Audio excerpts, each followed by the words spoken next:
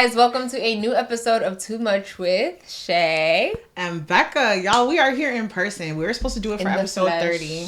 We do like each other. We were supposed to do it for episode 30, but life was lifing. Wow, we locked in today. No, but honestly, life was lifing. We were going to Bahamas, so it was just like, it was easier if we just did it virtually. But we're back to our tradition of every 10 episodes, you will see us together. And today is episode 40, y'all. We are 40 episodes in. Thank you guys so much for supporting. If you are a subscriber, thank you. We appreciate you. For the new viewers, welcome. Girl, you saw me just over here messing with myself. Oh, I'm like, what happened? If you are a new viewer, please stick around because we have a lot of fun topics to discuss. Yes. But as always, let's get started with our weekly rundown. What's happening? Yes, so I've gone first the last 2 weeks. So you go first. So for my weekly rundown, I started reading a book, 7 Days. This book is called 7 Days in June by Tia Williams. It's not a new book. This book has been out for a hot minute, but I'm all about motivational books, if you may or may not see from the back. But But I said, let me find out. Girl, not at all. I just had to say that. LOL. So anyways, I said, life has been lifing, like Rebecca said, and I was like, let me read a novel, because usually I don't do that. But I am so proud of myself. I only need one chapter and I will be done with the book. And it's crazy, when Shayla sent me this, I was like, oh my God, I bought this book. And I was like, I hadn't started it yet because like I'm trying to get through my TBR, which is like to be read. Get closer to your... Sorry. Not you telling me what to do. It's giving mama the group for real. Girl, just in time for Mother's Day. We try to be tech. We're like a one-woman band. We are tech, audio, camera, all the things. Legitimately everything. So when you sent me that book, I was like, oh my God, we're going to read it at the same time. But... knowing Rebecca, I've waited for certain things for Rebecca. She's like, oh, I want to watch that show. Let's do this together. And then if I wait for her, we'll never watch the show or the movie or nothing. So I said, you know what? I said, yeah, I would love that. And then I could start reading the book because I know Rebecca. But like we said, life be lifing. So it's like... right. And then also I try to give myself like... I try to be that. I used to be able to read a whole book in like 2 days, but life wasn't really doing like that's OD. Right, but I used to just be chilling. Like that was when I was OD with it. Like I did nothing but read. I just feel like also that's like you. Why would you need to read a book in 2 days? Unless it's like I was eating it up. I just loved it. Like okay, well, the books I was reading at that time were just so good. It was like hit after hit after hit. Like you couldn't stop the motion. Okay, well, I love that for you. The other thing is, tell me why I was at the gym earlier in the week and I saw this girl with the dirtiest socks known to earth. I was so triggered. Number one, are you the type of person that wears mixed match socks? Yeah. That to me is like, why? But wait. But that I'll let slide. Whatever. I know some people are like, oh, I don't got time to be looking for matching socks. Exactly. I need all my socks to match. And to be honest, I prefer wearing white socks. I don't need a lot of colorful stuff. I love black socks. Okay, I like white socks. So anyways, I just buy a big pack from Costco or whatever. And so they're already the same socks. So it's easier when I'm washing to just pair the same ones. But this... first of all, I don't know. Some people like take off their shoes to do certain workouts. Like lifting and stuff. I will look at you a bit sideways, but like whatever. I get it. Some people do that. Great. Why are your socks so dirty? Am I OD for that? But, I mean, I didn't say anything. Was it like dirty in terms of like they were gray and they were white socks that were black. And then she was like stretching for some sort of like, it wasn't regular stretching. I guess she was like practicing her splits. So she was like getting on a machine with her dirty socks, her feet. And like, I was just like, what is the reason? But you see, my thing is I already don't like feet. So like, I'm traumatized when it comes to feet. Yeah. I don't play that.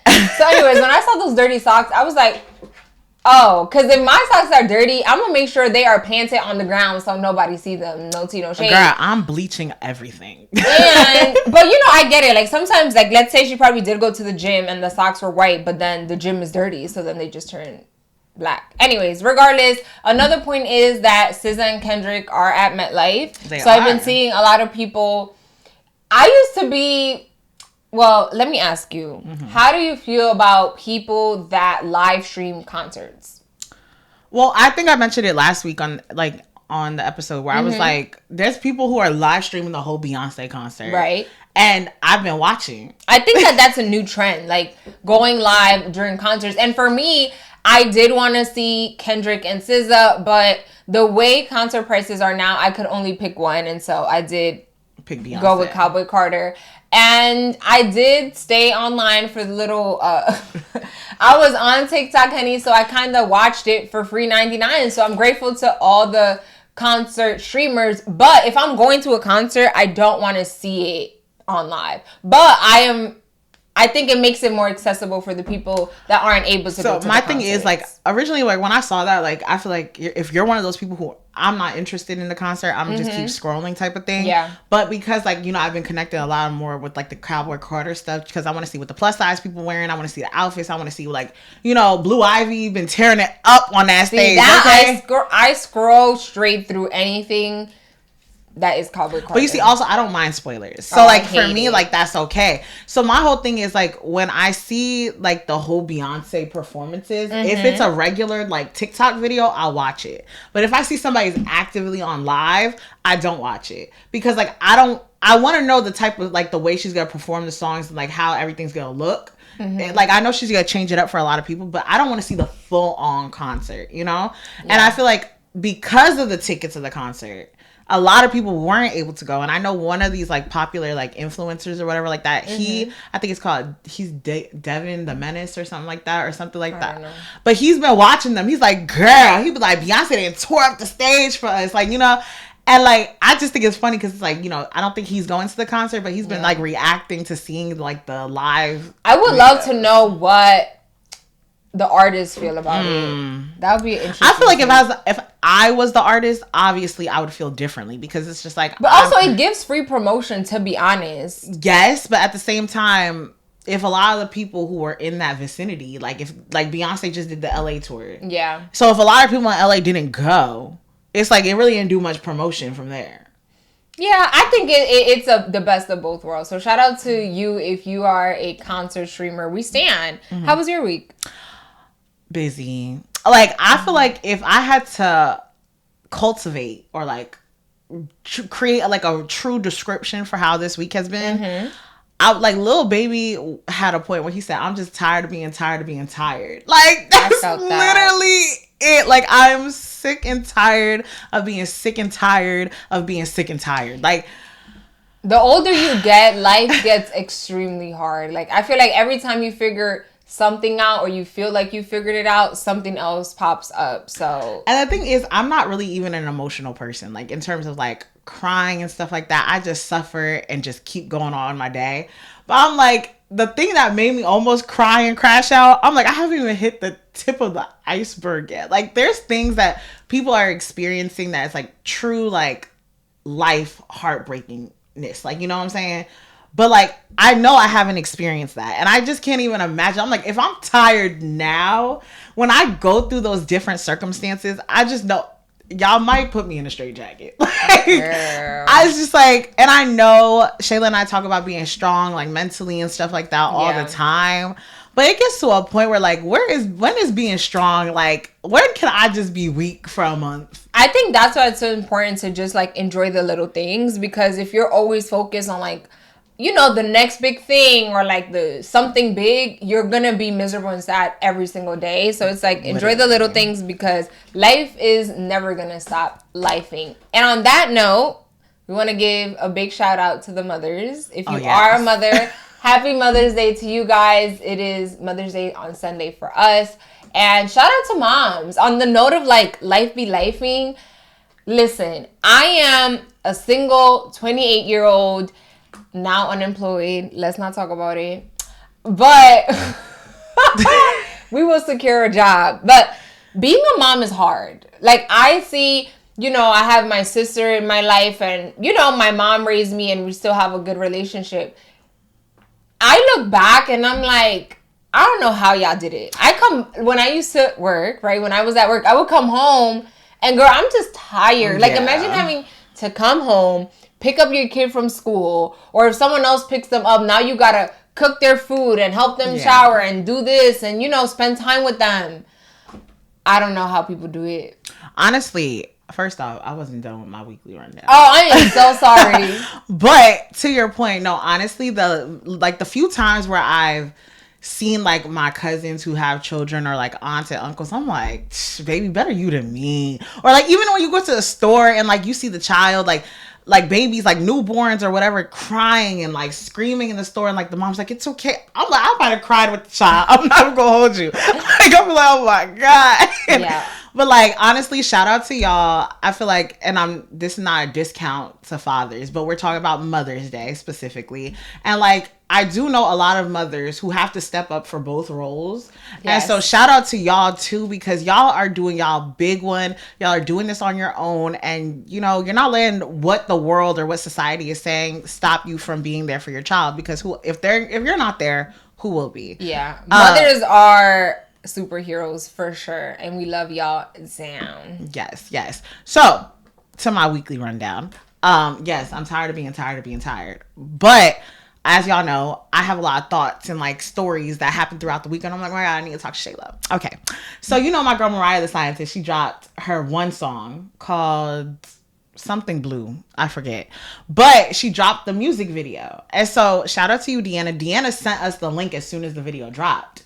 And I was sitting there thinking, I'm like, I don't watch music videos anymore. Like, do you watch music videos? Well, artists don't drop music videos, so there's nothing to watch. But I feel like even when they do, I just feel like I think a lot of times when I think of music videos, I'm thinking of like Confessions by Usher. I'm thinking Wall to Wall by Chris Brown. Like, you know, music videos that had like... Yeah, well, they used to mean something years ago. But now I feel like they've lost... And it's just... their oomph. Yeah, and like, sometimes I feel like I've watched certain music videos and I'm like, how do you think that fit the song? Like, you know, like sometimes I'm like, it doesn't fit. Like, you guys, I feel like sometimes with music videos, they focus so much on like being promiscuous or like sexual appeal or like drug, sex, money. And it's just like, the song is about putting yourself through life. Was this what Mariah's video gave? No, I didn't watch it, but I've seen clips and I was just like, okay. So you ain't like it? I mean, I prefer the song rather than to watch. I mean, I still love Mariah the Scientist down, but to me, I was just like... I feel like the two artists that I can recall recently where I watched their music videos and they did eat down was Cardi B and Meg Thee Stallion. They dropped... Which song? There's a song that Cardi B and Meg dropped like together. I don't recall. WAP? No. They do have a song there, but this is another song. I can't remember it, but they ate down on the music video. But I think also it's just, you know, people now just drop albums without music videos, and so it lost its essence. I don't know why. I don't know if it's like back then they used to also amplify music videos. Right. They had like, you know, we had shows dedicated to just showing music videos, and now like that's not a thing. Right, because like bring back the days where the artists used to be singing in the rain. Mm-hmm. Like bring back the days where Monica was sitting on the curb, shoes, legs, left, right, side to side, V. You know, bring back those days. Also, so you know, this was like one of the Puerto Rico stories that I forgot to tell y'all. So, like, you know how, like, I don't think I'm a confrontational person, but people could categorize me as a confrontational person. Okay. So, with that being said, people think that I'm, like, confrontational because you can't talk to me however you want to talk to me. And when you talk to me like that, I'm going to match the energy, you know? Mm-hmm. So, when we went to we were leaving Puerto Rico, we're at the airport, and you have to go through, like, extra screening or whatever like that to make sure that you're not bringing nothing back. Mm-hmm. And the lady who did like the screening, she was like, grab your bags, grab them. And like the TSA experience. But this wasn't TSA. This was like a different portion or whatever. I forget their name. But like, it was funny because I was with my cousin and my cousin's friend who was with us on the bachelorette trip. And they're like, who is she talking to? Like, why are you talking to us like that? And me, usually if we was outside, who are you talking to? Yeah. At the airport, I say, it's okay. Yeah, I'm trying to get back to my destination. Because one thing about it, I will not end up on the no-fly list. I would rather fight at a funeral while the casket is going in the ground before I ever, like, honestly, there's not a lot of places where you could talk to me however you want, but at the airport, baby, it is fine. You let it slide. Baby, slip and slide. Okay? Water slide. It's okay. It's all fine. Because one thing about it, I'm not ended up on that no-fly list. I'm sorry. I think it's going to take more than you just talking back to get on that. Right. But let's not mess around and find out. Yeah, I ain't effing around. I ain't finding out. I'm not even figuring out. Okay? And the last thing I want to talk about, so I was talking with one of my friends, right? And he said he doesn't think a woman should tell a man the type of ring she wants to be proposed to, like, with. Okay. And I was like, why would you even think that? Like, I think that's weird. I feel like personally me, and I know the type of person you are, we like certain things. Like, if I have a vision of, I want this, I want that, and that's the vision I have in my head, if I tell my man that, I expect you, if you want to add some embellishments to it, knowing the type of person I am, then okay, cool. But if I give you the foundation and the base, I think I should definitely be able to tell you what type of ring I want.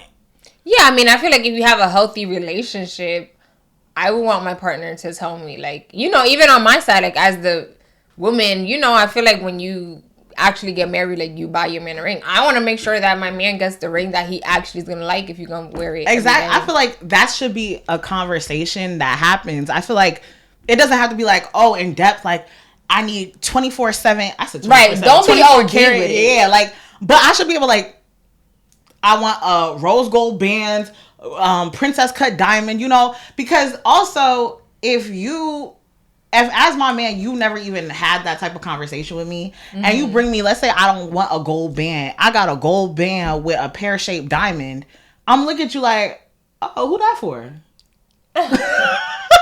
I think there's just ways to say it. Like, don't be stuck up about it and, like, disrespectful. Right. But, like, I think there's nothing wrong with you, throwing little hints, sending little videos. Oh, yeah. If the man really rocks with you, he's gonna catch the hint. And I feel like also if we have had that conversation and you've gone out of your way to, like, ignore everything that I said, like, I've told you rose gold, I've told you princess cut, and you go out of your way and you're like, I think this would look better on you. I feel like we gotta just end the relationship right there because you're not listening to me. Okay, so here's a question. I feel like I've asked this before, but what if he does propose to you and you don't like the ring, but you really love him? What are you going to do? Like, are you going to say yes and just be with the ring that you don't like? Or, like, it doesn't matter? It would have to be a conversation for sure. But that's why I also said I never want a public proposal, because I wouldn't want to publicly embarrass you by saying no in front of everybody.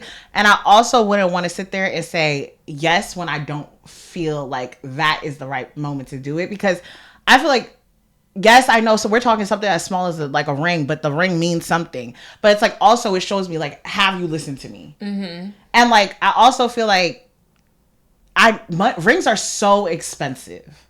So for you to... there's nothing... What if it's not like a diamond ring? What kind of ring would it be? There's other types of rings.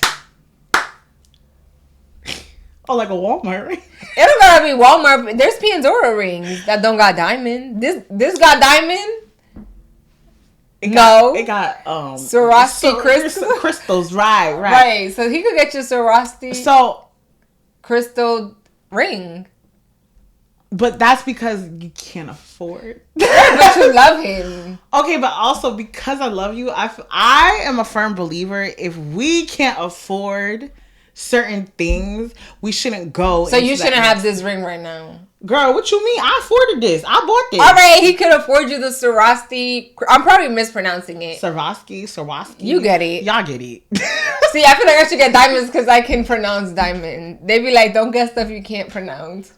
Okay. JK. But I'm a very big empathetic person. So if I love you, I feel like I'm still gonna say yes and I love you, and like getting a new ring is something that you can easily fix. Getting a man that loves you, respects you, that is the hard part. But also, I'm over here focused on priorities. If I already a ring not a priority to me, I want that nice ring, the ring that I've envisioned since I was a little girl.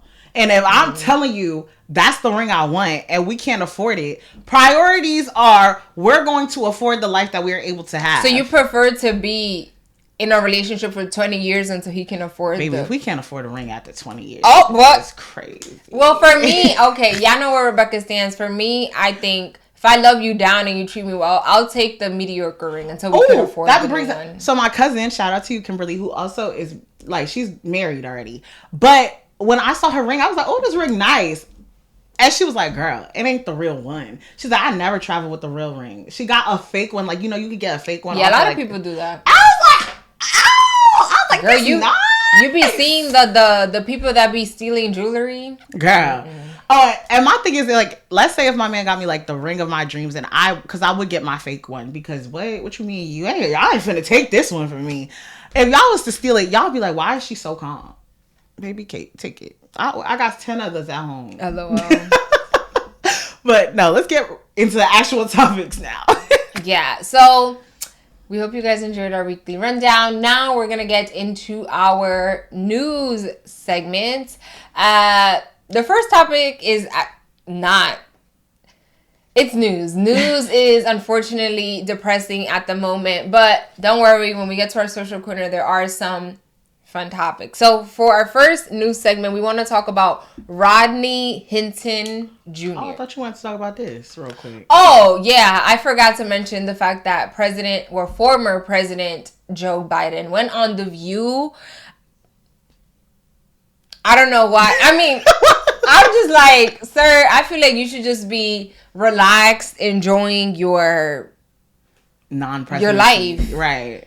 But, you know, I think he dropped the book, or maybe it has nothing to do with the book, and just the way that, like, he ended his presidency wasn't, like, you know, the shiniest and the brightest. A lot of people felt like, sir, you already knew that you were getting older and you should have let VP Kamala Harris, like, get the keys earlier than how things went down. But he went on The View, and a lot of people are like, what was the reason? Because if the reason was to kind of, like, help your image, it didn't give that. My whole thing is, like, I saw, like, snippets of, like, quotes that he had mentioned, and he was, like, saying that, like, race and, like, her being a female had a lot to do with it. And my thing is, like, when he said that, I was like, okay, thank you, former president. Yeah, we already knew that. Thank you, former president, Captain Obvious. Like, we got that. But it's just, like...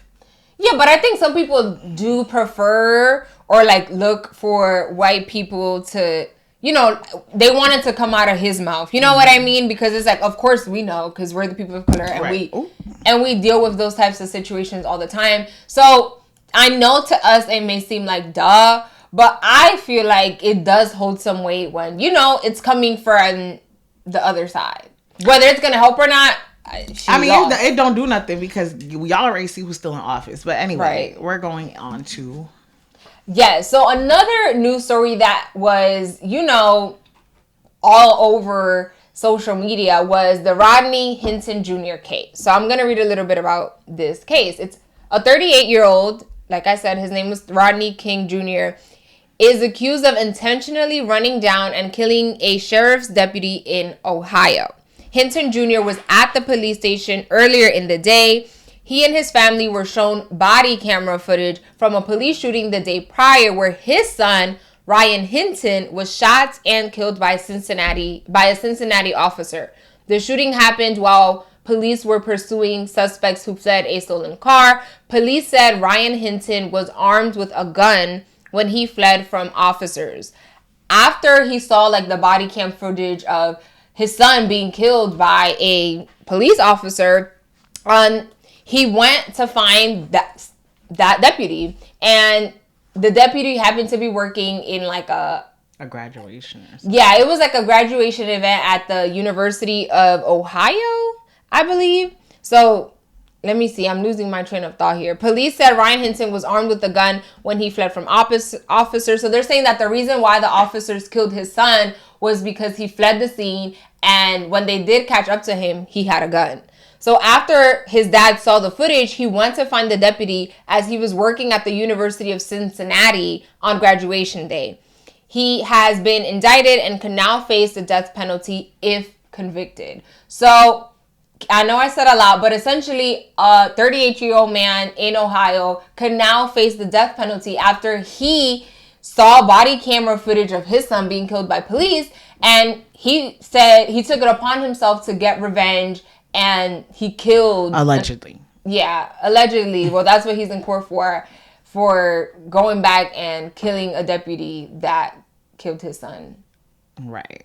So the reason why, like, the case is crazy from all angles, but another reason why this case is being talked about so much is because when he was going in for his, I believe it was like the bond hearing or something like that, like, you know, brothers in blue, sisters in blue, whatever it is, right? They stick together whenever things like this happened. Mm-hmm. So when he was walking through the court, all the police officers standing there trying to show like solidarity and everything like that, and this man walking through holding his head high like this the whole time, like head held high. Mm-hmm. And I saw some videos where, like, I guess could be his brother, I don't know if it was confirmed that was his brother, like he was knocking on the window to let him know, like, hey, I'm here. Mm-hmm. Like, you know, I'm here. And as soon as he started doing that, like, all the officers were like, hey, he was like, that's my brother. And all the officers got up and was like, hey, and like basically started pushing him out. Right? The brother? Yeah, the brother.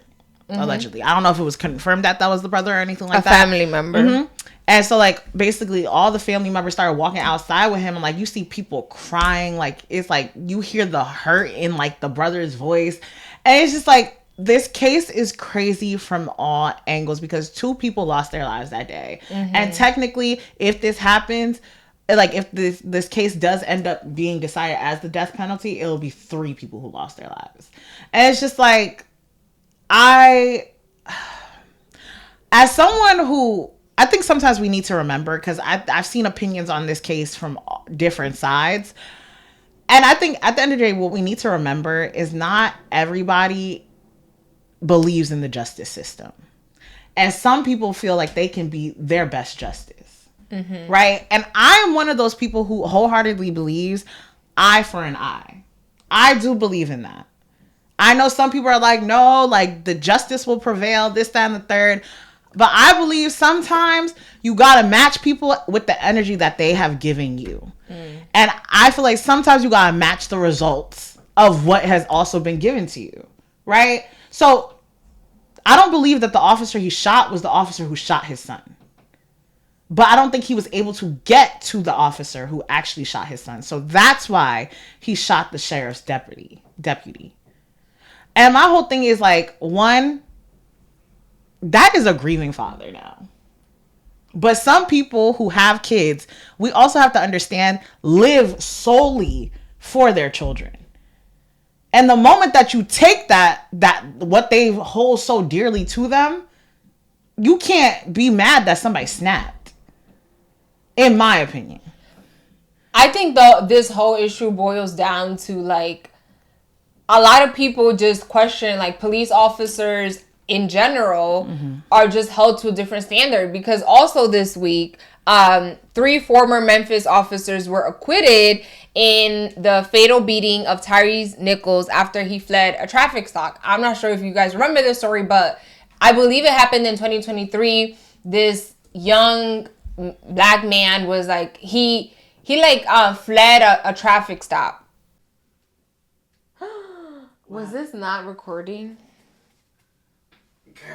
I'm sorry if you guys got a little jump cut, the camera cut off. But like I was saying, I'm not sure if you guys remember the Tyre Nichols story. I think it happened like in 2023, where this black man, he fled a traffic stop and they caught up to him and they beat him to death. And so this week, 3 former Memphis officers were acquitted. And, there was a lot of rumbling about that, because the jury that was picked for this trial, it was an out-of-town jury. Mind you, where this happened, the community is predominantly black. And instead, they picked they selected a jury from a town that is out the way and is majority white, right? And I feel like you can twist and turns however you want to, but I feel like unless you are a part of the community, you kind of like don't understand. I'm not saying it's right, wrong, whatever, but the reality is that when you grow up as a white person, you have a different outlook in life, or like what's scary to you is not scary to another person that was just raised in that community. So I just think it's just police officers, if they do, if they kill somebody in the name of self-defense, they are given the benefit of the doubt. Whereas the everyday American, they are not. You know what I mean? Like, there's no, you killed my son, so now I get to kill XYZ. Because if a police officer ends up killing somebody because they felt like they were in danger, they get away with it. Yeah, it's a very slippery and tricky slope. Yeah. Because it's like, and I know there's gonna be some people who are like, nah, like, forget all that, F the police type of vibe. But like, I see things, a majority things of my life from both sides before I make a concise opinion. I know a lot of people are always like, defund the police, but when something bad happens, they do call police, right? And I do know also that a lot of communities are creating all these different like organizations and stuff like that to be alternatives to police, right? But it's just like, at the same time, I think about it as if I was a police officer, how would I react if I did see somebody with a gun? Because we've seen cases where people shoot back at police. Right. And it's just like, the problem is you can't tell what they're thinking and they can't tell what you're thinking. Right. All y'all are thinking now in this moment is action. Yeah, but I feel like, I don't know this because I've never gone through police training, but like, when I was like in my EMT days or whatever, like, and I was going to be a nurse, a lot of it, you get de-escalation training. And I think sometimes, like you said, there's always exceptions. Like sometimes, yes, you are in a dangerous situation and whatever, you do what you got to do. But like, sometimes I feel like instead of de-escalating, you just go automatically. Right. What happens to tasing or like putting, the hazing or stuff that like to calm the person down, where it's not just I'm gonna shoot you and kill you. Right. Like there are other ways I feel like to make somebody stop or slow somebody down. Like when you automatically just go for the kill, it I don't know. I feel like there's always gonna be that slippery slope when it comes to relationships between, I can only speak for like how I live in my situation.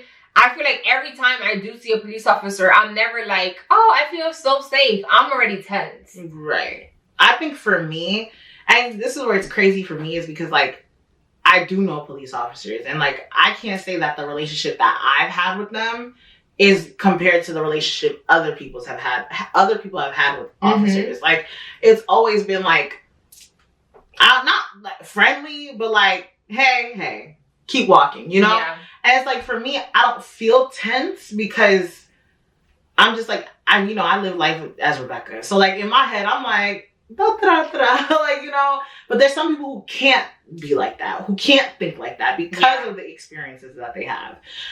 So like, I think, to your point, de-escalation, I've seen cases where I'm like, there's like, the officer definitely could have de-escalated. But I've also seen cases where I'm like, chill, like, you don't gotta be rowdy. Like, the police officer just walked up to the window, like, please relax. Like, and that's because also their experience with officers or what they've seen or how, like, how they've been raised around.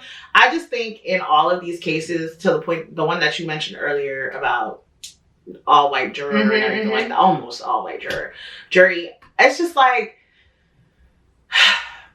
I know people are always like, you guys make it all about race, but it's like, you literally have no other choice in this world, in a society that was strictly built on race. Not strictly built, but like the othering. Right. It's like, there's always been a reason to other. There's always been a reason to diminish those who don't fit within that bubble. And also, it's like, there are people that if they see like a dark-skinned person walking up to them, they're just scared. Like, you know what I mean? Like, there are people that naturally feel that way, that like if a black person walks into the room, specifically like dark-skinned people, they would be like, you know, like they'll grab their little wallets tighter or whatever, versus if a white person, like light-skinned person, walk in, they just feel relaxed and chill. So that in turn is the reason why the race of a jury matters, right? Because if it's predominantly white and you already have that, like, that stigma, exactly, that, oh yeah, these people are scary and these people do X, Y, Z,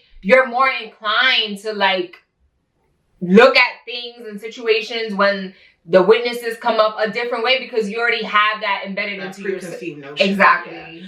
And like, not to say that that's right, but it's like, you know, like, but that's for everybody. That's why we need diversity, like different types and it's of like, people. on the other hand of that, it's like, there's been times where Shayla and I, like, we are around like white people, and I'm just like, they about to say something stupid. Like, I'm like, oh, watch them be a Karen. Like, you know, like, we have that preconceived notion about each other and other races already, but it's just like, how do you allow that preconceived notion to dictate how you handle them and how you look at life? Because like me, I could look at something between a black and a white person, and if the black person's wrong, I'm gonna say you're wrong. Yeah. But a lot of times, like that's not what people do, because that preconceived notion, or because they feel like, oh, well, this is that, and like, I mean, you're white, so like, I'm gonna go on your side. It's just like, it can't. But I think that's why it's also like, I love this about, you know, I was raised in Patterson. And so I was raised with all minorities. Right, so I never, you know what I mean? I think that's why sometimes I feel weird when I am in a predominantly white area, because we were the majority, honey. Like, we was not, the first time I think we had like an employee at Marshall's that was white. And then when I started college, I had, like, it was a predominantly white institution. And I was like, oh my God, this is so different. But all of that is to say is like, I think that's why jury selection matters, and why having diversity in the jury matters, because we all have preconceived notions. Everybody has it. Right. You can't control it. And everything has to do with how you were raised and how you were surrounded and what happened to you in your childhood. So that's why all I'm saying is you need different perspectives, because if not, you are going to end up making a one-sided decision. And to your point, like, for me, I grew up around the majority of white people. So like, I feel like even with my friends who have grown up in like areas where it's predominantly minorities and stuff like that, their interaction and the way they communicate with white people is different than how I do. Because like, I grew up around them. So it's like, I already have You're saying them like they're a species. But you know what I mean? Like, yeah. I grew up around them. So it's like, to me, that's why I've never had like uncomfortability talking with anybody, because I could talk to you like white, black, brown, blue, whatever. Like, yeah, I could talk to anybody and not have no ounce of like, oh my God, what if I say the wrong thing? Like, what if I'm not using the right words? Because it's like, at the end of the day, I really don't care. Right. But I have a question. So we've talked a lot. I feel like a lot of episodes we talk about race. Like, we've mentioned how race plays an important part in society. Yeah. Do you think racism will ever end in America? I don't think so. I think it's way too embedded. And the way things are going, we're actually going backwards instead of forward. So, yeah, no. It's going to take, I mean, maybe it'll be past my lifetime and my kids' lifetime. But right now, I don't see it the way things are going. I feel like we as a society are so far. Like, it's either you believe this or you believe that. Like, yeah, it's not looking too bright right now. How about you? I don't think racism will ever end in America. I feel like the only way it would end is if like we hit the big red button and restart. Oh God, when God comes home. Right, like and restart everything. And I think it's because, one, like you mentioned, we all have these ingrained thoughts or the way people are perceived to us based off of skin color, right? And I think also what we have to remember is, like we mentioned, you were raised in a predominantly minority like location. Where I was raised, I was the other. Yeah. In an all white town. And it's just like, if you are raised in those areas or you are surrounded by those people who spew that type of like you see this and you see that. And as people who work in the media, we know media plays a role in that as well. It's like if in the media you are always seeing Black or brown people being portrayed as this or doing this type of crime, and you live in an area where you know nothing, you don't know none of those type of people, you have nothing but to believe that. Right. So it's just like, I feel like as a society, it's too ingrained. I don't think it will ever end because people live in communities where they've never experienced or been around minorities. You have people who pass down these different mentalities down to their children and stuff like that. And it just doesn't. And I think the not the main, but the hardest type of racism to get rid of is like systemic racism, right? So like just the simple fact of like owning a home. You know what I mean? Like there are white people that are like, as soon as they're born, they already know that they have a house secured for the rest of their life. And you have people like me that I don't even know if I'm going to be able to afford a house. And I know to some people it's like, oh, a house, whatever, who cares? Right. But you owning a house and having that like equity or that type of thing in your life does put you a step ahead. Right. It does put you a step ahead. And also like the neighborhood that you live in, right? Whether you like it or not, I'm sure these schools that are in the bougie areas, the Montclairs, the Totowas, are probably better, or maybe they're not even better. They just get more resources and more opportunities. And guess what? What does that mean? That means that the predominantly white kids, they're always going to end up getting all the opportunities and getting higher up in life just because they're giving more opportunities. Not because we can't do the stuff. It's just we're not given the opportunities. So, a whole lot of life. But definitely let us know below if like there's anything like regarding the 2 cases that we mentioned or the question I asked Shayla. If you have any opinions on it, definitely let us know below. You know, we need to have a little discussion, a little something. Let us know. You know, we can talk. This week has been real trial heavy. Yes. So the next thing we're going to talk about is Diddy, of course. So jury selections for the Diddycombs, aka P. Diddy, began on Monday in the Federal District Court of the Southern District of New York. So Diddy who's been in custody since last September, faces charges of sex trafficking, transporting to engage in prostitution and racketeering conspiracy, and he has pled not guilty. So the trial is set to begin as soon as Monday.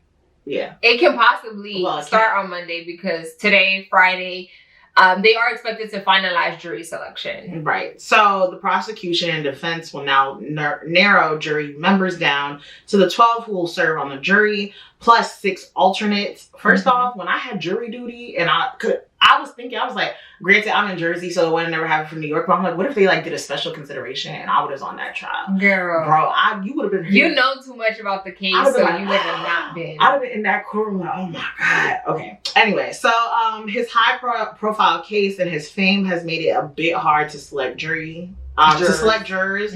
And according to an NPR article, many jurors brought up both the criminal charges and several dozen civil lawsuits against Diddy. And someone basically even said like it's all over social media, and potential juror told the judge. And again, juries raised the same example, the surveillance video released by CNN last year, where it showed like Diddy basically beating up Cassie, right? So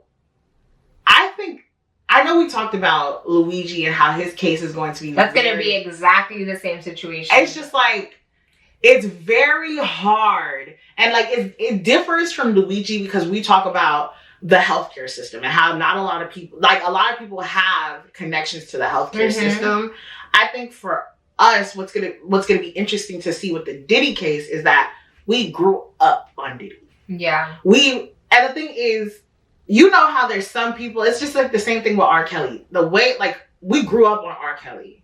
And because you grew up on these people, a lot of times, people are not going to change their minds about who these people are because for so long, they were presented as a specific type of way. Yeah. So it's just like, if you consistently saw this man in a positive light and then this came out of nowhere, it's like, it also depends morally how much you respect, like, you know, the what's it called? what we diminish as a society in terms of sex trafficking, prostitution, and stuff like that. And those things were also brought up as like, are you comfortable with, you know, like seeing videos that might show, you know, sexual harassment or things like that, things of that nature? Because if you don't feel comfortable opening up about that, like let's say you are someone who was sexually assaulted, you probably like, I can't handle that. So that is also a reason for, you know, then you can't be a part of this jury. Right. And I think it's going to be interesting to see, because it's like sometimes people don't look at people who are sexually deviant as that. They're just like, he a freak, you know? Mm-hmm. Like some people just like to be like, oh, like he's a freak, or he's nasty, or like that's just what we chalk it up to be, and then you just go about your day. But it's like there's some people who are literal predators. Mm-hmm. Literal predators. And it's like, I'm not one to kink shame, but it gets to a point sometimes where something isn't a kink and it's literally done to basically like make people feel less than. And it's just like, I feel like this case is going to be very interesting to see. It is. It's going to be so interesting. Yeah, I think, is it Casey or Cassie? Cassie. She did say that she is going to get on, she's gonna, what do you call it when you get on the stand? She's gonna be questioned. Yeah, well, she has agreed to like get on the stand and give her testimony. I am not remembering the like correct terms, but I feel like that's where who you bring up on the stand matters, because you know, the list is long. And also another point that I did want to mention, like the jurors were also shown a list of people and places that are going to be relevant to this case. And although they didn't like really specify the capacity of it, some A-list celebrities were on that list, including Michael B. Jordan, Mike Myers, Lauren London, Michelle Williams of Destiny's Child, Young Miami. If you don't know, Young Miami and Diddy, I don't know when the relationship started or ended, but they were in a relationship or some situationship before he got caught. So Young Miami and also Kid Cudi. So I feel like aside from like the future of Diddy, a lot of celebrities are going to be put into question. And my thing is, right, when I saw like a list of like the people who are going to be like brought in, right, I'm like, oh baby, we're gonna be looking at a lot of people sideways. Yeah, and I think that's also like something that if you see something wrong, say something, because a lot of times like I don't want to say understand, but like when you are the small fish in the water, you feel like, well, maybe this is normal, right? Like maybe this is normal, maybe this is just a part of how the industry works, so who am I to say anything? But maybe say something, do something, mention something, because if not, when that big fish get caught, everything will come to light. And you know what my thing is also? I feel like especially what we see in the industry a lot of times is that because you see these big, high, powerful people who are part of these industries doing certain stuff, you feel like you have no choice like but to put your morals aside and do that. Yeah. And that's where I think being like comfortable in who you are, regardless of your standing and your status, is very important, because it's very easy to sit there and like say, I'm going to like, it's hard to push yourself out of your comfort zone. But the moment that you do, you need to understand what about this is making me push myself out of my comfort zone. Am I doing it for self-development, or am I doing it because if I don't, people are going to look at me differently? Yeah. You know, just because the majority is doing it doesn't mean that you need to be a part of the majority. Sometimes be the minority. Like, take yourself out of the equation, because now, in this case, like we mentioned, a lot of A-list people are about to be questioned. We don't know what the questioning is going to be about. We don't know nothing yet. But it's just like stuff is going to come out that we never knew. And you are going to look at people who, like I mentioned earlier, you got the R. Kellys, the Diddys, the people that you grew up seeing your whole life in such a positive light. You might look at them sideways. Yeah, it's going to be... it's going to be really interesting. I'm definitely going to keep up with this trial because, you know, like we mentioned, these people, they're not necessarily going to show up and testify, but, you know, they are going to be brought up some way, shape, or form. Maybe they went to a party or a text. We don't know. It might be something small, but the fact that, like Rebecca said, we grew up on Diddy. He had so many business ventures, the Ciroc, the this, the that, the parties. Things are gonna pop up, and baby, it's gonna be. When Cassie, I believe she's pregnant with like her third child now or something. Yeah. So I think that also is like, you know, here she is pregnant on the stand and is gonna be testifying about something that is so trauma. Like, I saw the videos and my heart sunk. So, you know, I'm going to keep in touch with that, and we'll probably most likely be talking about this for a lot of episodes. But next, another big thing that has been happening, at least here in Jersey. You want to talk about Newark Airport? Newark Airport. You know what's crazy? The day that thing started happening, I was on my flight back from Puerto Rico. And I know like I guess something happened with the system or like something shut down or like signals were messed up or something like that. And my cousins got diverted to JFK. And luckily for us, we were dropped right back in Newark. But it's just like, I'm like, yikes, that's crazy. Yeah. So, outdated technology or controversy change in air... Controversial. Okay. Run that. Love you. Outdated technology and a controversial change. Oh, okay. You got me questioning myself now. Girl. A controversial change in air traffic control regions and a shortage of air traffic controllers and routine construction plans were all issues that collided last week. Combining that they had a cascade effect on air travel with hundreds of delays, cancellations, and calls from lawmakers for investment from the federal government, right? And so, like, I know, especially, like, what I do for work, we've seen a lot. Like, every day there's been delays, right? And the thing that people keep talking about is the fact of staffing shortage. So because of these staffing shortages, bless you. Thank you. You got a second one coming. No, go. Okay. See, I knew it. But you can keep talking.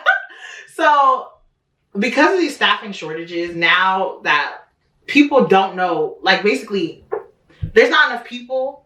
Staffing shortages. Right. Yes. There's not enough people to supply. Everybody wanted to fly somewhere. And it's about to be summer.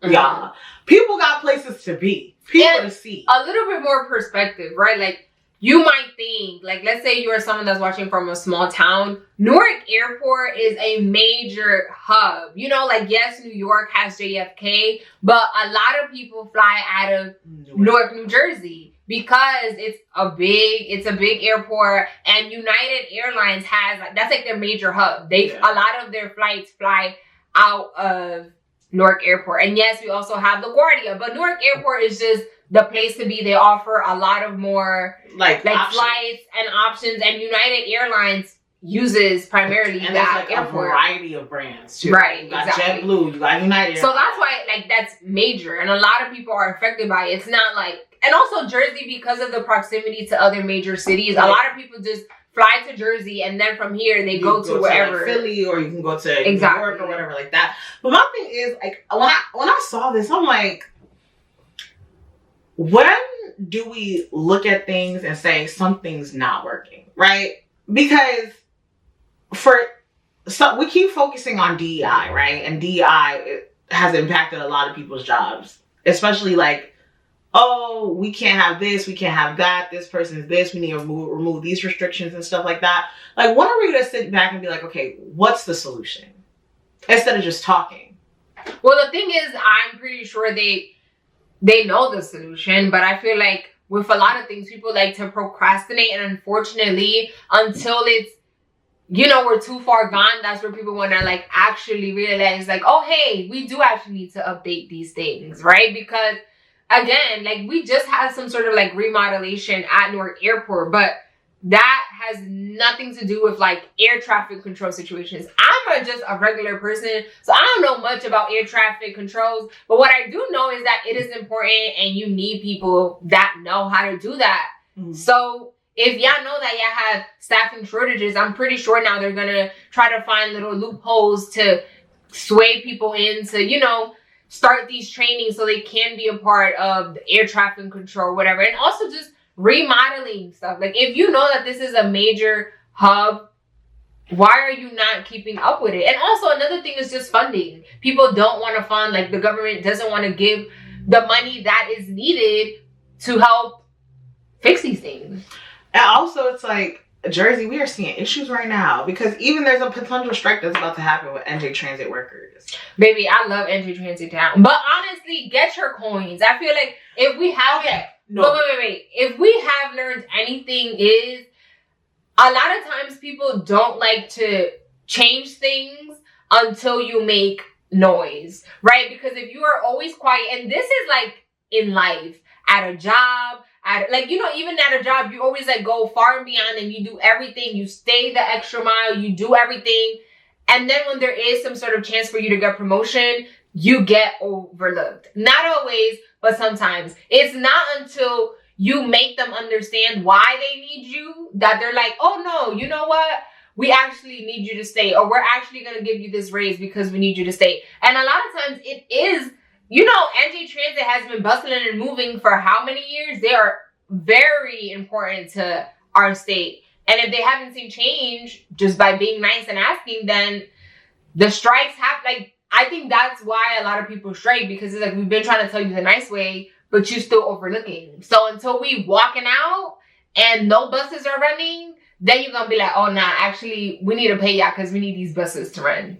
Right. And the deadline for, like, the mediation talks are still happening right now, but apparently the deadline is May. I believe that's May 8th. No, it's May 16th or something like that.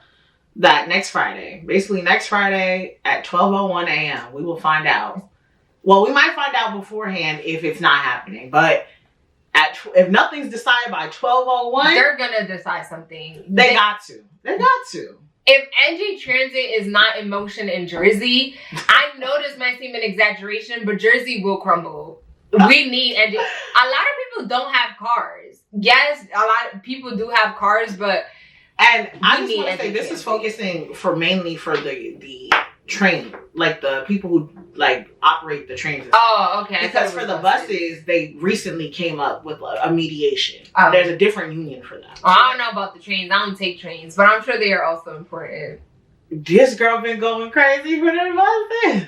No, it's just that's what is convenient to me because that's all I have. Another thing that has been talked about a lot is Real ID. I saw some sort of stat of like how New Jersey residents are the highest percentage of people that have not gotten Real IDs. And I thought that was so funny because I am a part of that percent. Me too. I do not have a Real ID, but it's only because I have my passport. So if you have your passport, you don't need the Real ID because the whole purpose of it, this was supposedly made like after 9. What is the purpose of it? Because I'm not understanding. Here you go. So I did, thanks to Google. What is the purpose of Real ID? The Real ID was intended to enhance the security of state-issued identification documents and establish federal standards for them. The act was prompted by concerns about the vulnerabilities of state-issued ID cards in the wake of September 11th terrorist attacks. One key goal was to prevent terrorists from using fraudulently obtained IDs to enter facilities requiring federal identification. So essentially, it's just a way for your state ID to be more official. Exactly. And my thing is, like, if I get a Real ID, do I still need a license? No, it's a 2-in-1. If your license is your Real ID, it's all together. But I think a main thing is just like convenient. Like, I don't need one right now. If I had if you don't gotta travel, you don't really need it. You could just be with your regular license. And the sole purpose of it is if you want to travel in state, instead of, if you didn't know, you are able to travel around the state. Around the country, I meant, not around the state. Around the country with just your license. And so now it's like, well, no, we need a Real ID license to be able to travel with just your license. Right. And so my license doesn't expire until 2027, right? And so my thing is, I think another reason why this, like, the percentage is so high of people in New Jersey who haven't gotten a real ID is because appointments have not been easily accessible or readily available. Yeah. So it's like, I know that the MVC is working, like, they said they're working to get appointments available for people in New Jersey to make sure that they can get their real ID and stuff like that. But I just think, like, that's not what's happening, one. And two, if you have a passport, it's just like, why am I going to stress kind of thing?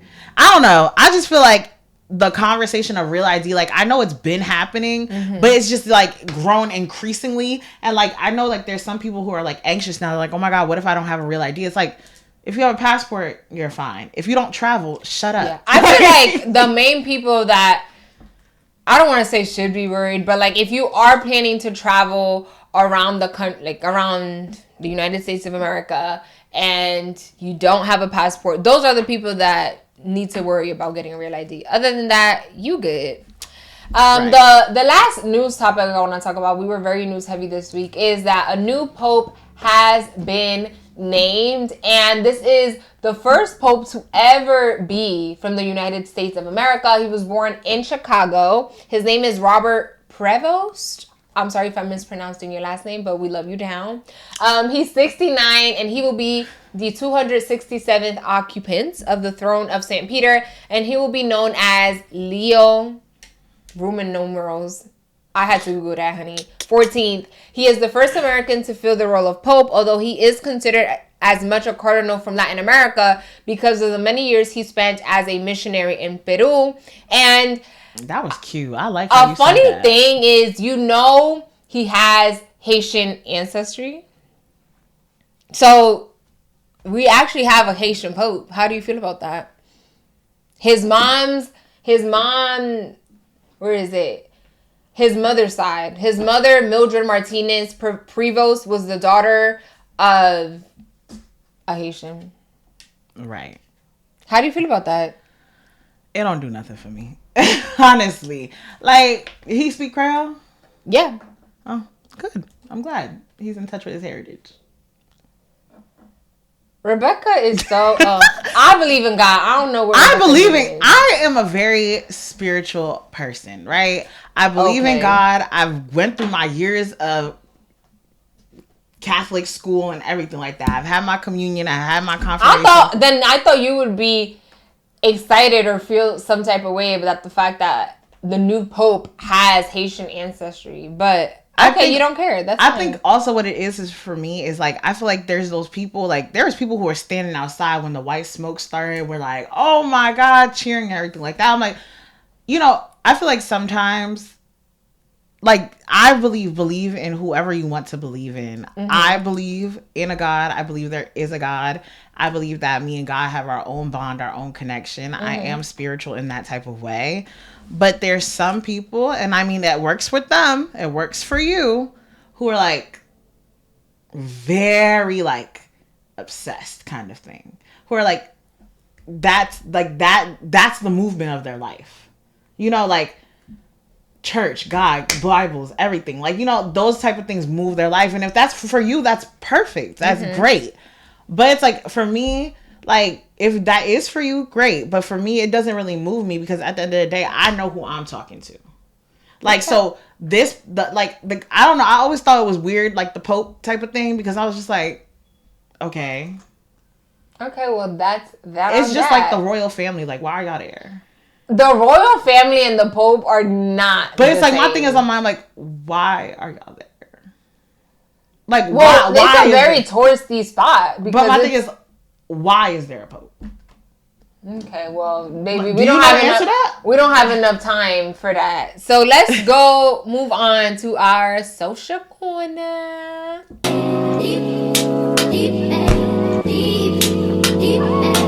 Yes, guys, welcome to our social corner. And if you are new here, or if you are a reoccurring viewer, our social corner is basically where we talk about different things that we've seen on social media, like just variety of different things, and we basically talk about it. So instead of us spending 15 minutes talking about one topic, we're going to spend 10, 15 minutes talking about multiple topics.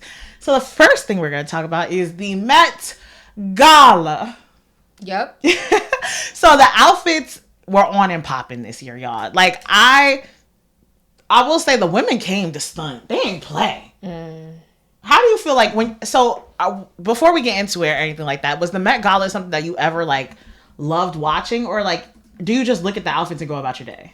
I feel like I was too broke to care about the Met Gala. I grew up in a very Dominican Latino household where like I was not watching the Met. I didn't know about it until I was like much older, and like I'm surrounded by more American culture. Like now I know it's a thing. So I wouldn't say I actually knew about it or kept up with it until like 2-3 years ago. So I remember like, so my mom growing up, we used to watch this thing called Fashion Police. It was like with this one girl, she got canceled because she said something about Zendaya. I forget what her name is. But like, yeah, I used to watch the Fashion Police with my mom, and like during like big fashion events, they would sit there and critique and stuff like that. So like, I think for me, it's like even nowadays, like I'll mainly just see the styles that people are walking on the carpets with and like these events rather than me focusing on like an actual event. Because I've never, honestly. Well, we can't see the event. Right. I was gonna say, you can't even if you wanted to. Yeah. I always wonder like what is happening in there, you know? So the 2025 Met Gala, the theme this year was super fine tailoring black style, which celebrates the influence of black dandyism and the role of fashion in shaping black identity throughout the diaspora. You got it. Woo! Diaspora. Ooh, girl, I'm sorry for that audio. So, like we mentioned, this is basically celebrating all the different black styles, and it's like kind of like a mixture of like feminism and masculinism. I don't think it has to do with that. I think that's what dandyism stands for. No. That's why you saw a lot of women wearing... No. Don't try to make me look stupid right now. I'm not trying to make you look stupid. I just don't think that that's the meaning of that. It is emphasizes on refined elegance, often associated with fashion and appearance, and encompasses mannerisms and overall lifestyle. It has nothing to do with men and female. Girl, not me over here thinking that. I am so sorry. Don't believe me. False news, fake news. I'm so sorry. So sorry. Anyway, so we're going to talk about some of our favorites, some of our worst, and some of the mid styles. So, like, do you have, like... You could go first. Who did you like? Tiana Taylor, you ate down, baby. Okay, I feel like that's the obvious choice, though. Everybody liked her. Who else? Hold on. I'm trying to get the lady's name because I don't remember it. So I had a list, right? Lauren. So I'm so sorry. Lauryn Hill. That fan baby. Where you get that from? I need that. I love that fan. I said to Shayla, I said, baby, I need this. And I told her, baby, it was one of one Taylor, just like the theme. I feel like this theme was perfectly made for Janelle Monáe. Yeah. Like, I feel like she fit this style so perfectly because she likes to wear these type of outfits. So I feel like this theme was literally made for her. And my other favorite one, I'm trying to get the name for you right now because I did not know her name. I was like, oh, what is her name? Oh okay, well, she says that one thing that I found really funny, not funny, but it was like Zendaya. Usually Zendaya goes all out and is eating everyone down. But I saw like this tweet that it was like, Zendaya tired of carrying y'all. So, you know, don't get me wrong. She did eat down with her little white suit. It was tailored down. But word on the street has it that this other lady also wore the same fit. But unlike Zendaya, it was not actually tailored. Looking. And someone was interviewing Law Roach. And if you don't know Law, he's like the right hand to Zendaya in terms of like styling. He's like her go-to stylist. And so he was like on the red carpet. And as they were interviewing him, the other girl walked by and he kind of said like, who wore it better, like on the low. And I thought that was super, super funny because... So, before you give your list of your favorites, I just want to recap. So, Jodie Turner-Smith loved her outfit down. Taraji P. Henson, I loved her outfit. Like I mentioned, Tiana Taylor ate down. And Janelle Monáe, Oh, those were my favorites, honestly. I was like, yes. Okay, so since you focus on favorites, I'll focus on the people that I didn't favorites like and our worst. Well, in honor of time, you'll do the favorites, I'll do the non-favorites. I was very disappointed in Keke Palmer. Y'all know I love Keke down, but I just felt like her outfit, first this one right here, her outfit was not giving. I did not like it. Another person that I didn't like isn't this Vera Wang?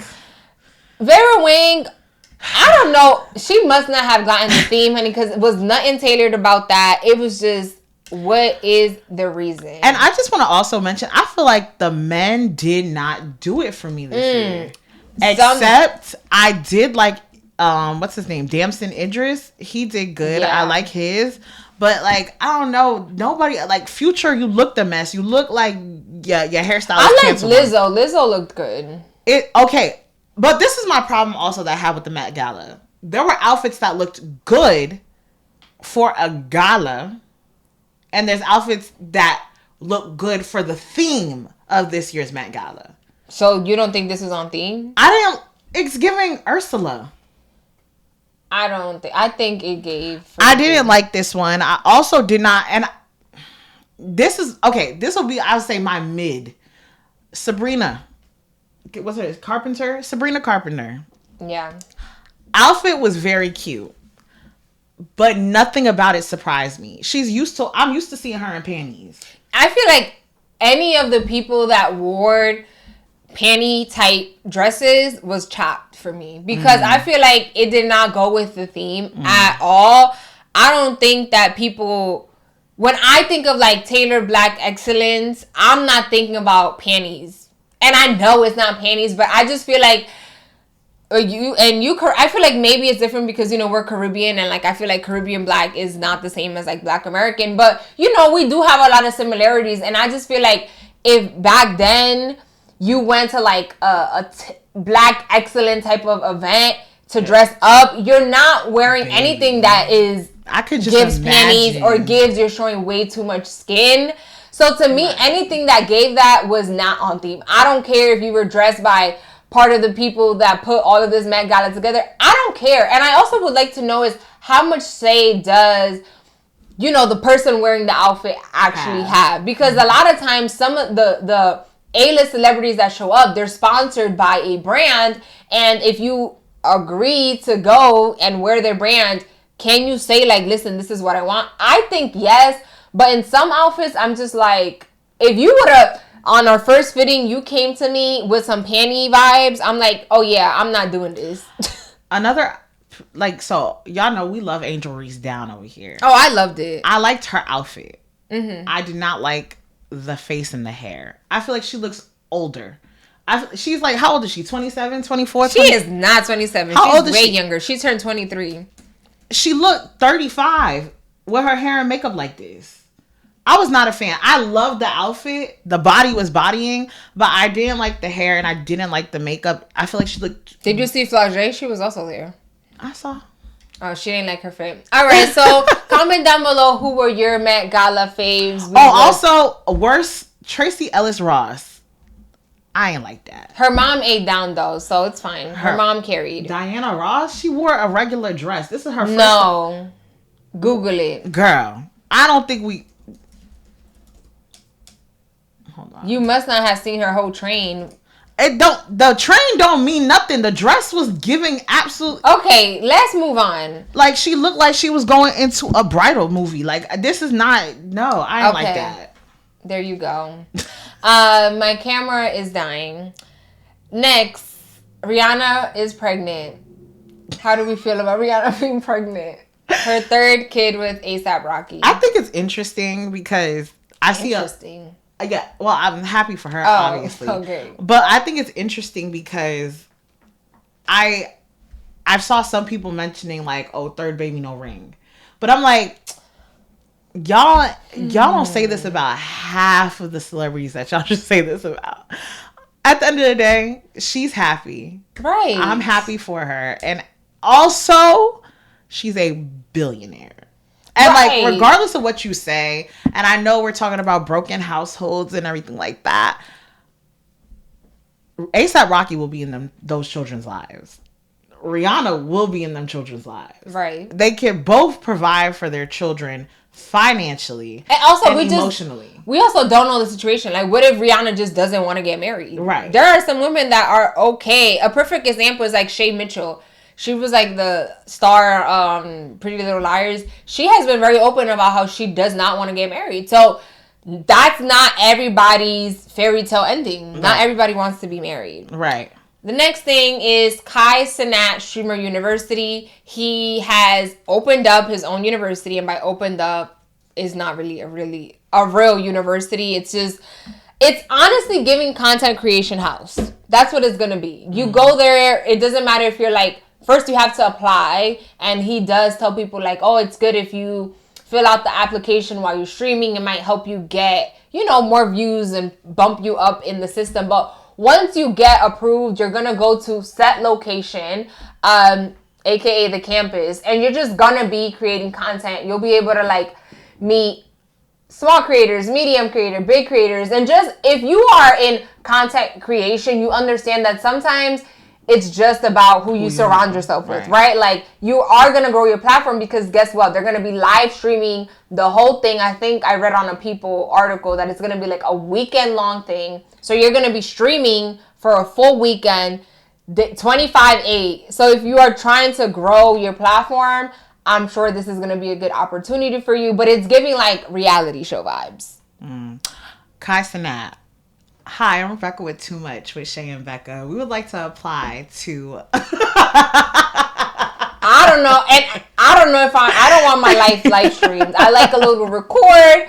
You edit and post, honey. Yes. But, whoever does apply to that, congratulations. I have been seeing a lot of, like, people, like, influencers that I know. Yeah. They did, like, their little video talking about, I'd like to apply to Streamer University.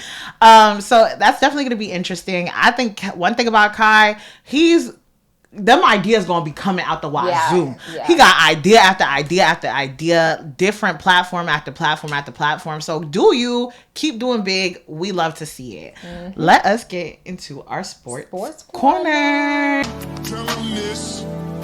Diddy miss. Junior want to not be on my... So, as we talked about last week, the NBA playoffs are underway. We are in the second round. And as we mentioned, I'm rooting for the Celtics. Rebecca is a Knicks fan. And the Knicks are leading the series 2-0 against the Celtics. Rebecca, take it away. Yeah. One thing I love is a good underdog story. And as much as to us as Knicks fans, well, me as a Knicks fan, I never looked at them as an underdog. But if you looked at the stats from the season, then you would automatically, like, your go-to would be like the Celtics are going to win. Because when you've looked at the Knicks versing, like, the top 3 teams, they have not won in any capacity, right? So it's just like a lot, even like the FanDuel, like the Las Vegas and everything like that, they've been saying the Celtics are going to win. You good? Yeah, my phone was not. They've been saying the Celtics are going to win, and like, that's been the belief. And so the fact that the Warriors, baby, the Celtics have had 20-point leads in both games, and it's been blown because the Knicks literally are hustling. I think in the first game, the threes are what really was like the downfall for y'all.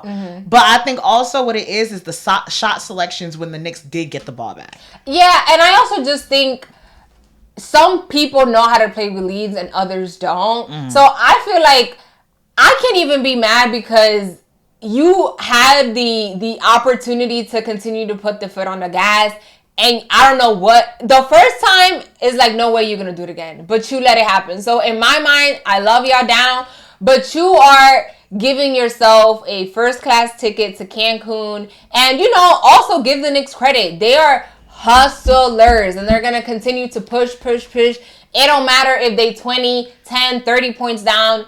They are known as a team that's always gonna continue to, And one thing I will say, put on the gas. I will say, I love when like people make me eat my own words, because I remember when the trade happened and Mikal Bridges came to the Knicks. I said, why are they bringing him here? Like, what is he gonna do? Let me tell y'all, in the playoffs, this man has been showing me Yeah, I ate my words with salt, baby. I was like, oh my God. So the next thing we're going to talk about is the Pacers and the... Oh, girl, I almost said the Celtics. The Pacers and the Cleveland Cavaliers. So if y'all don't know, let me help y'all know. I love Darius Garland. Like, this is a newfound love interest. That's my man. And he's been out since the commencement of the series with I believe it's like a strained toe or something, like some toe injury. Something ain't right. Right. So a lot of people going into this thought that similar to the way the Celtics and the Knicks series is going, that what? But more so the Cavaliers, because they were the number one team in the East. Right. So everybody assumed that like the Cavaliers was going to run away with it, basically. Right. And they lost the first game. And then they lost the second game. The second one was way more heartbreaking. No, because it was definitely like they were. It's similar again, to the Celtics. The leads. People do not know how. Or I feel like it's just sometimes you see that big old lead, and you see like it was a hefty lead, and I think that's the thing that in basketball is so scary. A second, okay, I'm guessing it. Maybe not a second, but like 2 minutes is a very long time. A lot can happen in 2 minutes, and you could just shoot the lights out and be right back up. And that's exactly what happened to the Pacers. Exactly. And I won't lie to you. I remember like when I was watching the game and I saw that they were up by 20. Mm-hmm. I was like, oh, this is getting boring. Like, the Jazz wasn't really hitting. Yes, the Jazz. No, Pacers. No. The Pacers, sorry. Jazz. Girl, they in Cancun for like 3 weeks already. What are you talking about? The Jazz. Sorry, y'all. Life. My brain is everywhere. She said the Jazz. So the Pacers, they were missing shots and stuff. Mm-hmm. I tuned out. I tuned back in the fourth quarter. I look up. I said, ah! And like throughout the game, Tyrese had like missed a shot or something, and like the fans were talking about overrated. This is why I'm not a big trash talker. Mm-hmm. That's not who I am. And I say this saying all the time because my mom has said it to me plenty of times. El que ríe de último ríe mejor. AKA, the person that laughs last laughs the best. So I will be super nonchalant. I'll go the whole series. Until you win it all, I think you should just be quiet. And then when you win it all, you can go hurrah and do all the things. But again, I'm kind of like beating myself up because I did say celebrate the small wins. But I don't like when people are disrespectful. But my thing is also, what I will say is Donovan Mitchell, when people were saying like the overrated chance, he was like this, like calm down. Because my whole thing, right, is like that the most overrated player or whatever like that, and that, what's that, Tyrese Halliburton won. It was like, those were voted by players. Right. And it's like, that's how your peers feel about you. Mm-hmm. And I feel like the reason why I think the trash talking from the fans happened is because, like, fans call people overrated all the time. Right. But the fact that a game made up of your peers voted you to be overrated. Mm-hmm.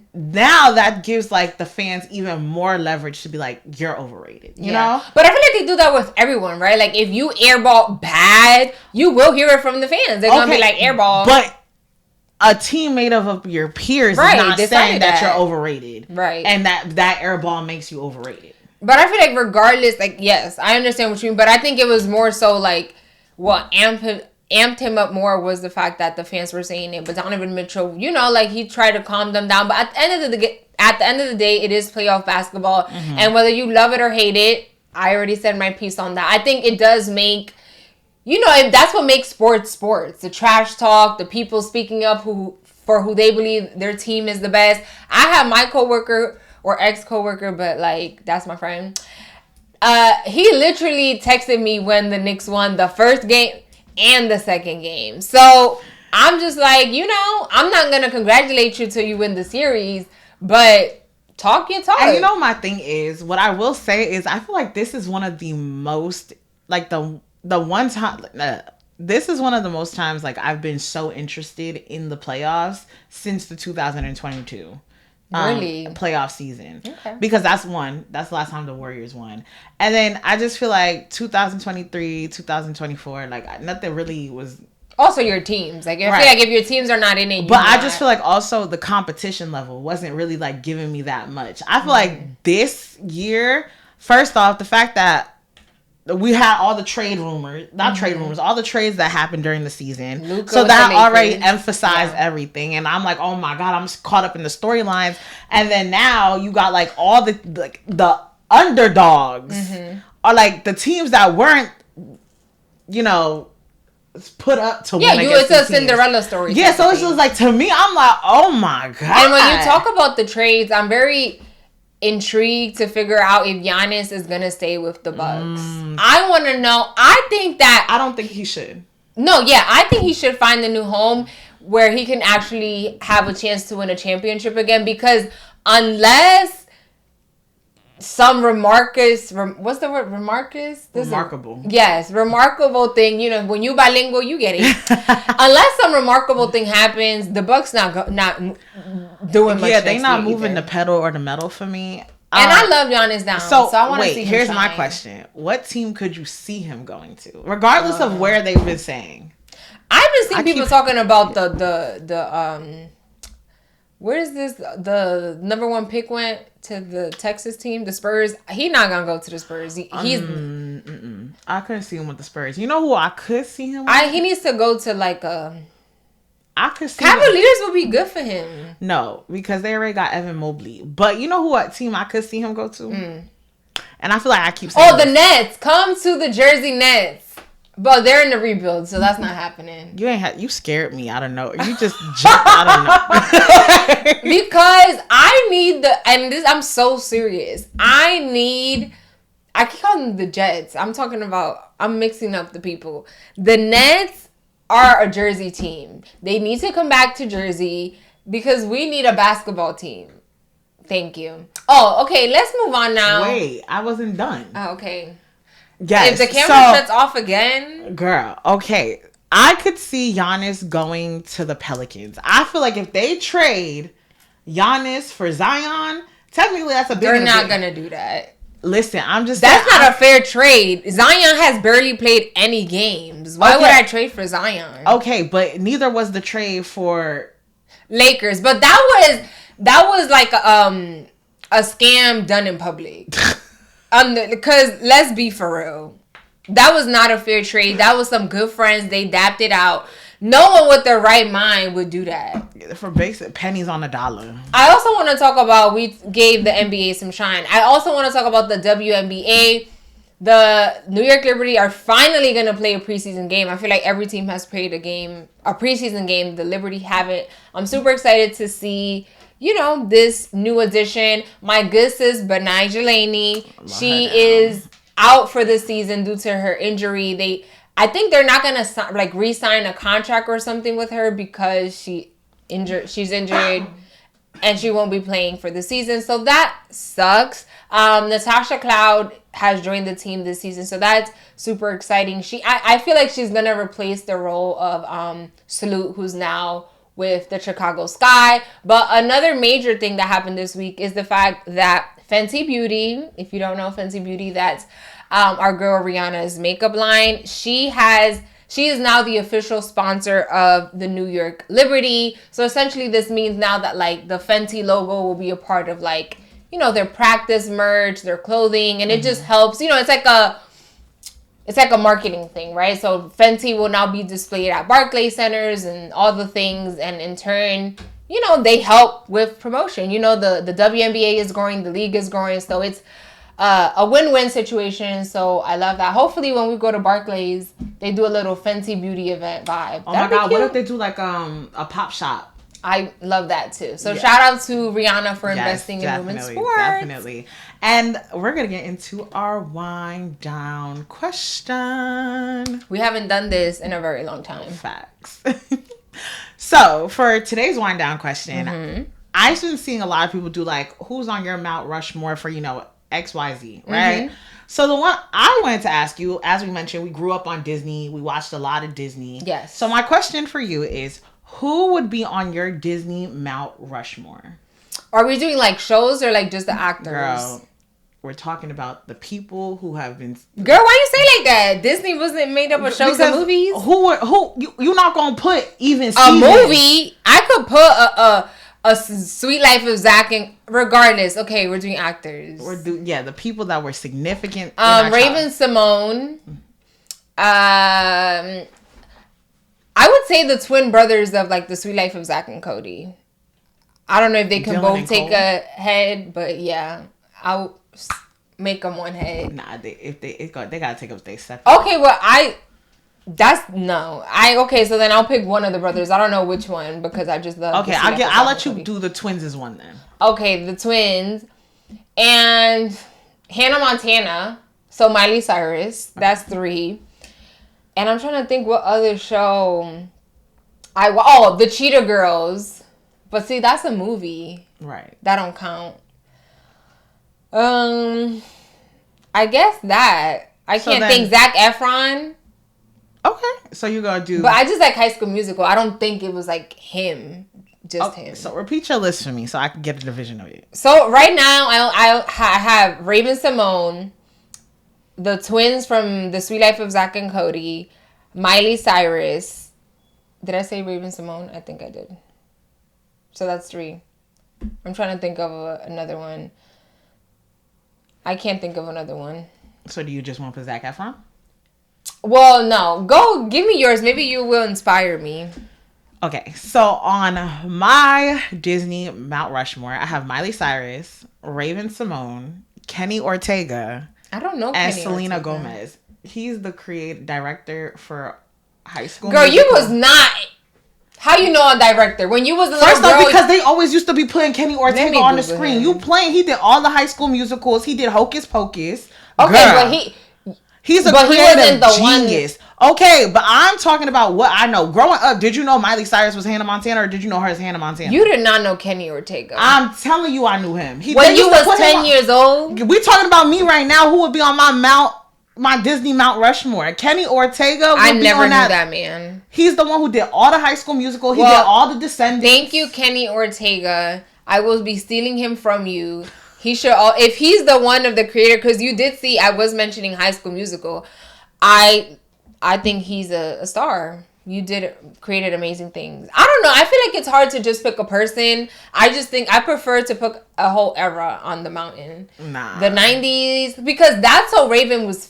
Not that, well, That's a Raven, but also, like, the Cheetah Girls was fire. Right, but I'm not going to put Dorinda on there. Well, that's what I'm saying, but I would put the Cheetah Girls. That's a staple of Disney Channel. Anyways, it's hard. At the end of the day, my list is Miley Cyrus, Raven Simone, Kenny Ortega, and Selena Gomez. Y'all did y'all big ones. And did. I love Disney Channel too much. I can't pick. Oh, also, before we end, we're going to kind of just run it to our news real quick. Y'all, the Newark mayor, Ross Baraka, was detained during an ICE detention facility protest. Being arrested in the town that you are the mayor of for something being built in your own town is high level, like, I'm standing on business. Like, y'all playing in my town, my city. You don't got nothing to say for that. I mean, I feel like I haven't read any of them, so I don't know about it, but... Yeah, I can't wait to learn why he got arrested. I'm pretty sure that they're gonna release him because what do you mean you have a mayor detained? That's not. They're gonna take him to the jail, the center, and take him right back out. I don't think he's gonna even last a night. Yeah. So basically, I do want to mention that this was done at Delaney Hall, I believe that's the name. And it's basically going to be an ICE detention center. And the mayor has been there throughout this week. Mm-hmm. Basically, like, protesting the fact that, like, bro, apparently he's found out that they were taking, like, women and children and just putting them in there and stuff like that. So, like, he's basically been speaking up about, like, y'all have this ICE detention center and y'all just snatching people off the streets like this. But did this detention center just begin now? So I feel like it been there. It's just now, and like, let's also be honest. Right. It is very important to know that he is running to be one of the mayors. Well, not one of the mayors. So he is in the running to be mayor of New Jersey. Governor. So to be, Governor. Oh, I'm sorry. Let me rewind that back. he is in the running for governor of New Jersey. And so my thing, I do think he means well, and I've been very vocal with Rebecca. I feel like out of all of them, he seems to be the most genuine. Again, politics are politics, so he may just be the best one that lies. But I do think that he does have good intentions. But I don't think that this detention center was just created this month. There was a congressional visit to this happened. The protest was happening during a congressional visit at the ICE detention center, which is the Delaney Hall one. So I think they were protesting. I don't know what happened. I guess police tried to. Obviously, we'll read more into it. Maybe we'll talk about it next week. But I just wanted to stay current events and just let y'all know this is what's going on in Jersey. Because, so to my quick question, do you feel like this is kind of like a political stunt for Ross Baraka? I don't think it's a political stunt. I do think that he cares. And, if you watch, I've watched the debates. He has been vocal. He is currently the mayor of Newark, who is a very minority heavy city. So I think he does care. I just think if you are running to be the governor of the state, immigration is one of the main topics that is going to pop up. So, you're just showing up and speaking out and taking a stance on one of the major issues that is at the top of the list of many voters' mind, which is immigration and detention centers and all of those things. So he's just being like, oh yeah, I am president.